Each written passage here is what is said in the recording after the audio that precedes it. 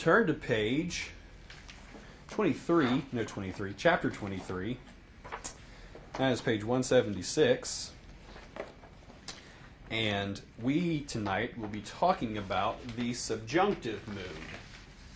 The subjunctive mood. So far, we have had the indicative mood. And the indicative mood is the mood of what? Do you remember what we've been saying about the indicative mood? It's the mood of fact or reality, or perceived fact or reality. Remember that it was, yeah. And the last time I said reality, you said perceived reality. So, yeah. So it can either be stated as a fact or somebody trying to state something as a fact and it's not right. But either way, the mood of fact or reality. Now, then we also learn when we were doing our parsing, when we learned the participle, we learned that now participle went in the mood slot if we were to parse something out. And then we learned the infinitive. Then we learned that the infinitive went in the mood slot. So we've done indicative, we've done participle, and we've done infinitive. Now we're adding subjunctive to our mood slot when we do our parsing. Now, the subjunctive mood, just to kind of give you a general idea of what the subjunctive mood is, this is kind of a weird thought, but bear with me for a second. Whereas the indicative mood ties actions to reality, the subjunctive mood ties actions to unreality. What? Let me kind of try to explain that. With the indicative mood, we're stating things as real. With the subjunctive mood, we're stating them as potential. Okay? Potential. So, as is that's the case, the subjunctive mood and actually the future tense at one point were related to one another. At this point, they've kind of split off and kind of mean their own things. But the subjunctive mood actually has a future orientation because an action is potential. It hasn't taken place yet, but it could. Okay? What we're going to learn tonight, there are a lot of if-then statements within the subjunctive mood. So if this, then this. So that's part of like one of the uses of the subjunctive mood. Now remember, just to make a point here, when we are outside of the indicative mood, when we're talking about tense, are we talking about both kind of action and time of action, or just one of them? Just kind of action. So time of action is off the table. We don't have that at all. All we have is kind of action. We have three kinds of action. We have three verbal aspects. They are imperfective, aoristic, and what? Perfective. What's the one that we should expect to see? The aoristic aspect. Right. The imperfective aspect means what? The action is continual, progressive, habitual. Basically, it's not getting cut off. It's not ended yet. And the perfective means what? Yeah, completed action with enduring results, right? Enduring results. So, tonight what we're really going to focus on is really just the imperfective aspect and the aoristic aspect of the subjunctive mood. The perfective aspect is there, but it's really rare. So we're just going to kind of leave it off to the side, and as we come across it in the New Testament, then we'll talk about it then. But for now, we don't really need to worry about it because it's that rare. But as that's the case, with the subjunctive mood, if we're going to just knock it down to the imperfective aspect and the aoristic aspect, we're just going to knock it down to those two. The way those are expressed in the subjunctive mood is the present subjunctive and the aorist subjunctive. Okay, the present subjunctive, remember the present tense is inherently what?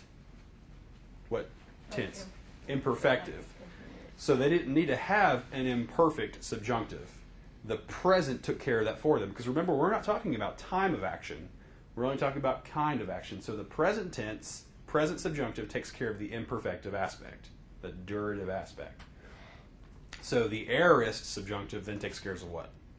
The aoristic aspect, right? Okay, that's just kind of the default there. And there is no future subjunctive. There is no future subjunctive.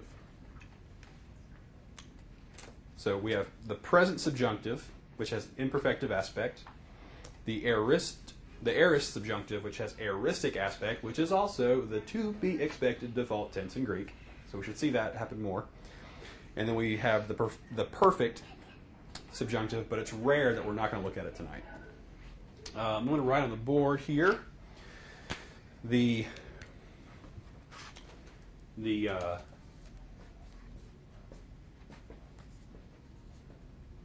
present subjunctive of luo.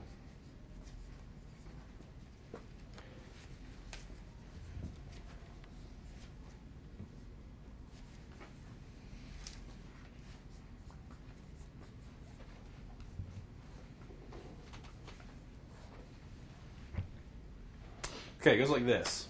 It goes luo, lues, lue, luomen, luete, luoc. Luo, lues, lue, luomen, luete, luoc. All right? That sounds pretty similar to something we've heard before, isn't it? Sounds a lot like luo, lues, lue, luamen, luete, luci, right? Sounds very, very similar.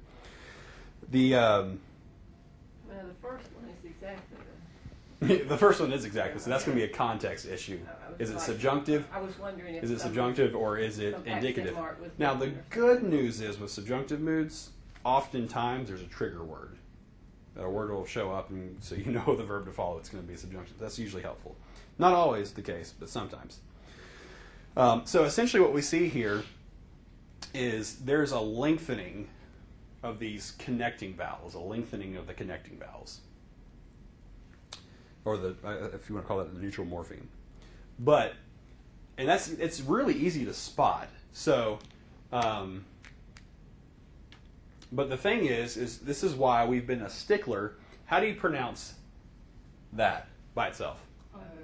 O, because it is what letter? The omega. As opposed to, how do you pronounce that? Omicron. So this is luamen. This is luomen. Okay? So this is one of the reasons why we want to make sure our vowel sounds are different. There is a textual variant in Romans 5:1, a classic example of this. Basically it says, having been justified, we have peace with God. Okay? We have peace with God. That would have been, we have, right? Ekumen, we have peace with God. The majority of the Greek text that we have, I think it's the majority. That's not right. There again. It says ekumen, which, if in that context, would be translated, having been justified, let us have peace with God. That's different. Because this is stating it as a fact, and this is saying as we have the potential to have it. So anyways, that's one of those classic texts in Romans 5:1, but So how is it there? And which one is it in? every scholar I've ever read would say this is the right reading, ekumen. And because and you can understand then if these vowel sounds are similar, before the printing press, the only way to mass produce anything was to have one person here and they would read out loud, and then all you guys would be the scribe and you're writing what you're hearing. And that's one of the ways that you'd mass produce something. So they're reading that, and then either he mispronounced ekumen or everybody heard ekomen at the time, wherever that was. But you can see from other manuscripts throughout other regions that they had the other reading as well. So that was probably the more original one. But that's just a classic example of that. So you want to just be paying attention to vowel sounds here. So it's not luamen, it's luomen, that lengthening of a vowel. And again, this is the present subjunctive. And it has what kind of aspect? Imperfective aspect. And it is the present subjunctive, has imperfective aspect. All right, here is the, I'm going to write this. That's the present active subjunctive. Over here, I'm going to give you the aorist active subjunctive.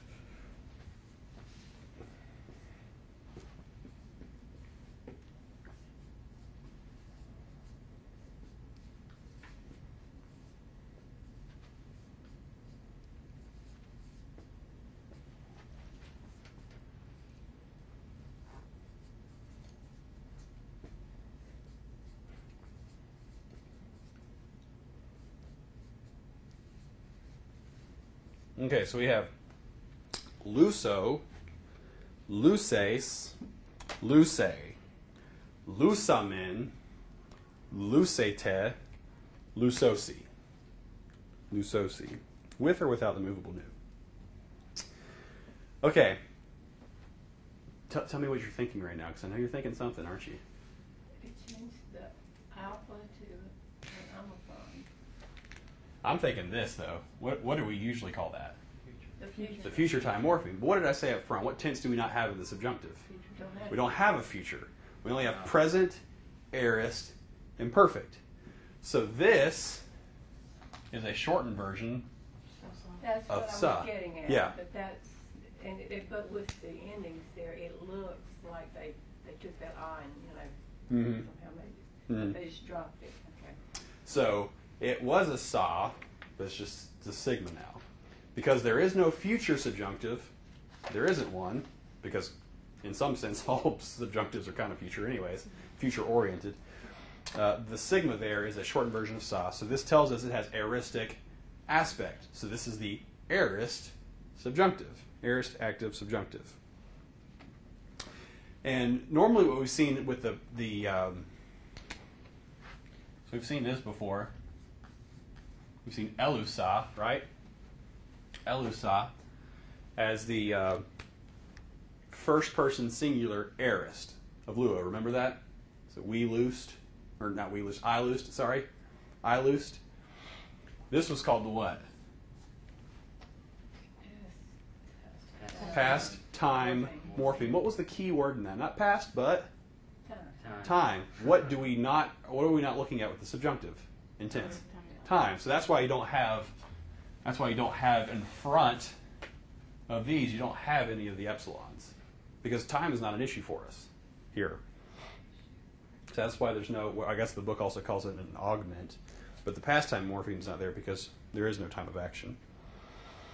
And this is the default tense, remember? This is the aorist. So we should expect to see luso and not luo in the subjunctive. We should expect to see that.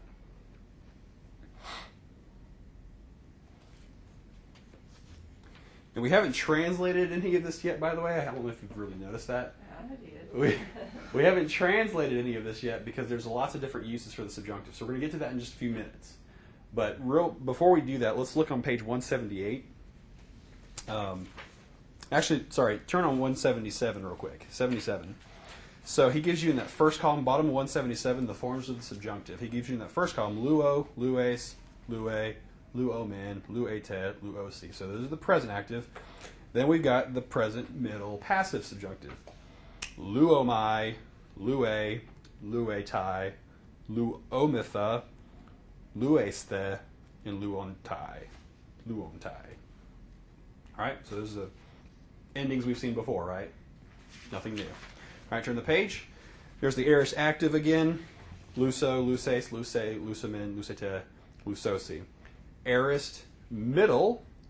Lusomai, luce, lucetai, lusomitha, luceste, and lusontai. Okay, same my, psi, tai, methiste, and tai we got there, except for remember the second person singular is always kind of weird. And then we've got the aorist passive. So we've got, you see that theta that's popping up? That's part of the theta eta that we learned. That's the passive voice morpheme. So lutho, luthes, luthe, luthomen, luthete, luthosi. Okay? So you can start to see, based on, if you can just remember your morphemes at this point, you can pretty much break these down and figure out what's going on there. The only thing you're really kind of noticing this lesson is because time of action is not on the table, there is no blank time morpheme anywhere. There's no time morphemes involved at all. Just ones that involve kind of action and essentially voice, right? Because all of these are in subjunctive mood. Also, you want to note carefully, this is one of these things you just kind of want to read later, but just to note that there are also some second aorist subjunctives. You want to take note of those forms. And if a form is deponent in the indicative mood, it is also, guess what, in the subjunctive mood? It's also what? It's also deponent in the subjunctive mood. Okay? So, really nothing new under the sun.